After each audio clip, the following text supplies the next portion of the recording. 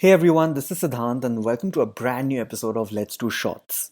March is Women's History Month, and today we are unpacking the story of Whitney Wolfe Herd, founder of Bumble, who recently rang Nasdaq's opening bell with a baby on her hip. The American entrepreneur is making history in many ways, from being the youngest woman in the US to take a company public, to being crowned as the youngest self made female billionaire at 31. So, let's do shots!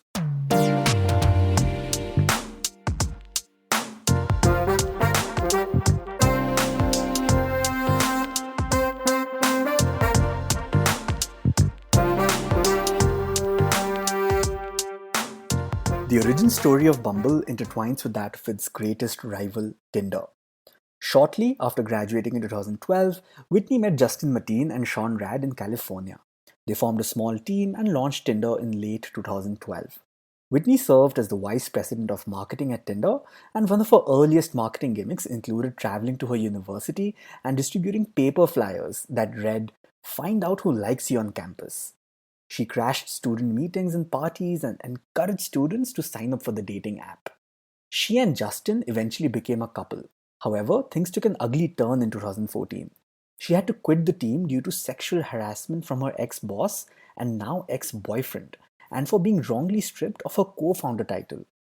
Justin allegedly said that Whitney shouldn't be listed as a co founder because a woman co founder makes the company seem like a joke. The lawsuit ended with Justin resigning from the company, Whitney retaining her co founder status, and Tinder settling without any admission of wrongdoing for a sum rumored to be more than $1 million. But you know what they say, success is the sweetest revenge, and there was a lot of that in store for Whitney. Soon after the drama with Tinder was wrapped up, Whitney founded its greatest rival, Bumble, a dating app that put women first. The objective was simple: to empower women in a space that was dominated by the antiquated gender dynamic that men had to make the first move. But the journey from Tinder to Bumble wasn't as seamless as it looks. During her court battle, Whitney faced a barrage of hate online.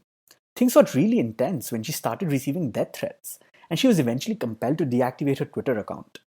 Like in every movie plot with a hero, she decided to turn her pain into purpose. As an attempt to be the change she wanted to see in the world, she started working on a female only social network called Mercy, a platform for teen girls on which compliments were the only form of communication. Enter Russian businessman Andrei Andreev, founder of the world's most widely used dating app, Badoo. Andrei reached out to Whitney in hopes of roping her in as Badoo's chief marketing officer.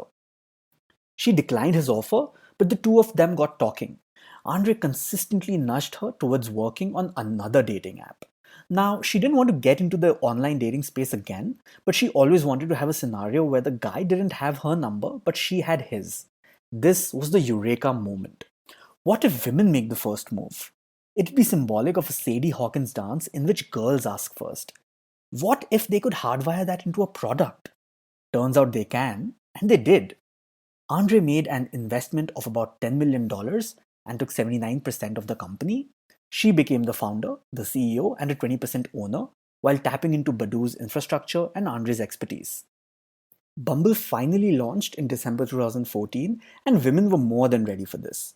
After tons of bad experiences on dating apps, women could finally have the chance to start the conversation and be rid of unsolicited photos that plague the online dating world. It was a breath of fresh air. Whitney once again tapped into university networks to market a new product, and the rest is history. In 2016, the platform rolled out Bumble BFFs, which enabled women to create platonic friendships. Bumble Biz was rolled out in 2017 for professional networking and mentoring. Fast forward to 2021, Bumble was listed on the Nasdaq stock market, and Whitney's net worth soared to over $1.5 billion. Whitney Wolfe Herd might have entered one of the most crowded and established digital fields a little late, but she quickly carved out a lucrative space by focusing on the needs of one segment: women.